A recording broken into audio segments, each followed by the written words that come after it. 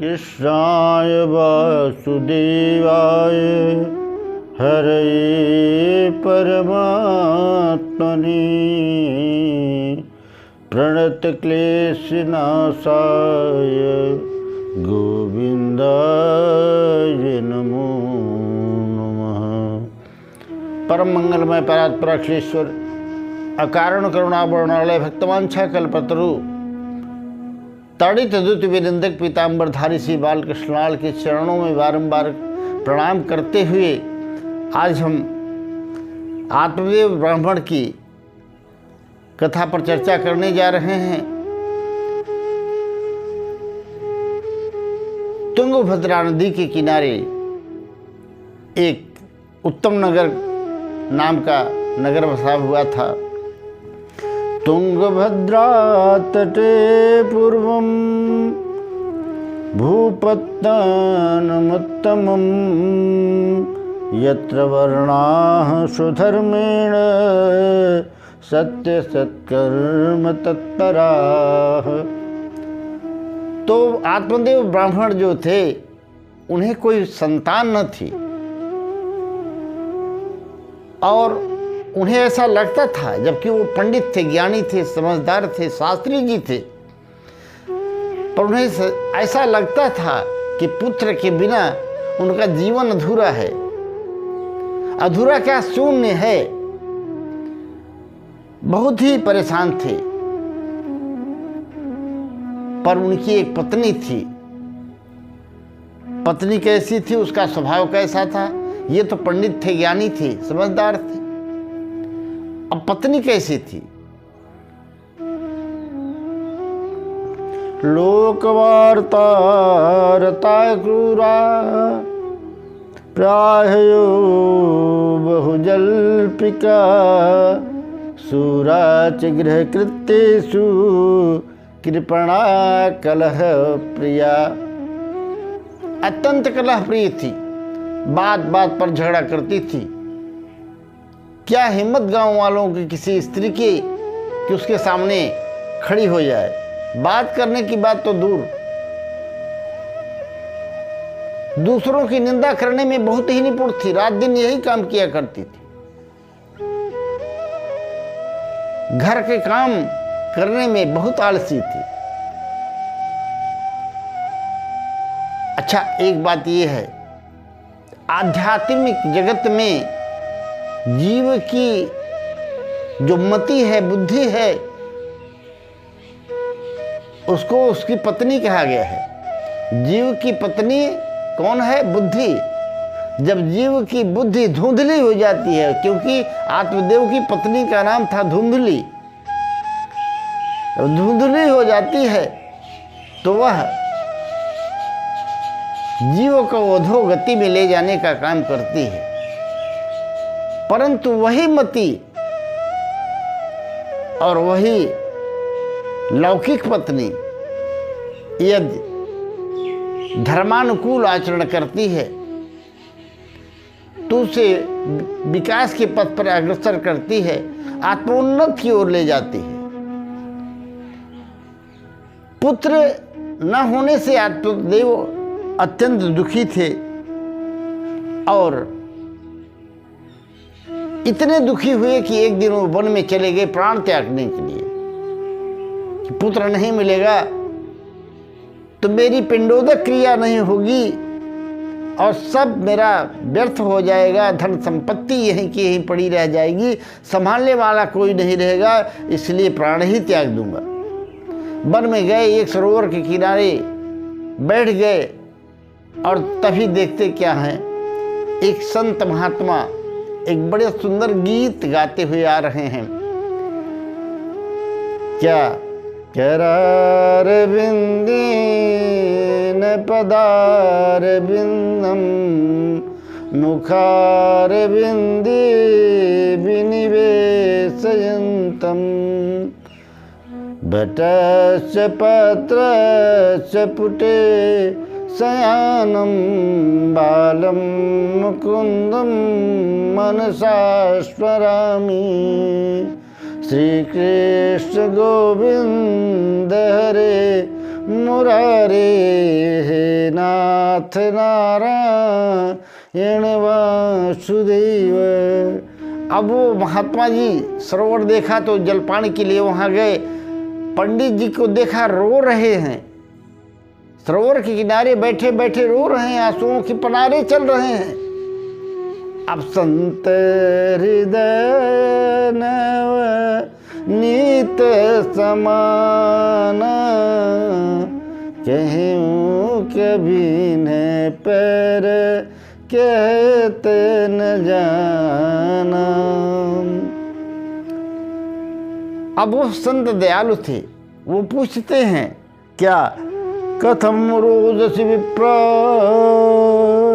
काते चिंता बलीयसी। हे विप्र, तुम क्यों रोते हो, तुम्हें क्या चिंता है। तब ब्राह्मण कहता है कि एक पुत्र के बगैर मेरा जीवन शून्य हो रहा है, महात्मन आप मुझे पुत्र दीजिए। तब उस संत ने कहा, कहाँ तुम संसार और पुत्र पत्नी आदि के मुंह में पड़े हो, उम्र हो गई है 50 के पार और अभी पुत्र के चक्कर में पड़े हो। ये तो माया है, बंधन है, दुख है।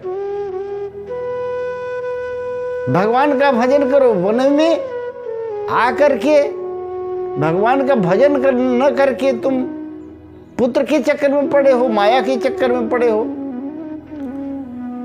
अब आत्मदेव ब्राह्मण ने कहा, देखो मैं भी पढ़ा लिखा हूं महाराज, मुझे प्रवचन न बताइए। प्रवचन तो ऐसा मैं भी कर लेता हूं, मुझे पुत्र दीजिए वरना मैं यहीं सर पटक पटक कर जान दे दूंगा। अब महात्मा ने कहा, देखो तुम जान दे दो या भाड़ में जाओ या सरोवर में कूद के मर जाओ, मुझे कोई चिंता नहीं, मैं चला। अरे नहीं, आप ऐसे कैसे जा सकते हैं, पैर पकड़ लिया था। मैं आपके सामने यहीं पर पुनः सर पटक के जान दे दूंगा और आपको ब्रह्म हत्या लगेगी। अब संत चक्कर में पड़ गए कि कहाँ के बला आ गई और मैं किस चक्कर में पड़ गया। पर एक बार है ना, एक बात है, संत अगर जो बात कह देते हैं उसे भगवान पूरा करते हैं। हार कर संत ने सब जाना था, समझ लिया था, बता दिया कि मैंने जान लिया है कि 7 जन्मों तक तुझे कोई पुत्र नहीं होगा, तुम्हारे माथे की रेखा हमने पढ़ ली है।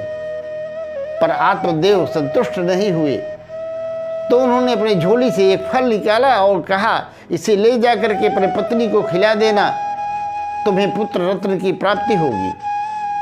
आत्मदेव पुत्र फल प्राप्त करके घर आए।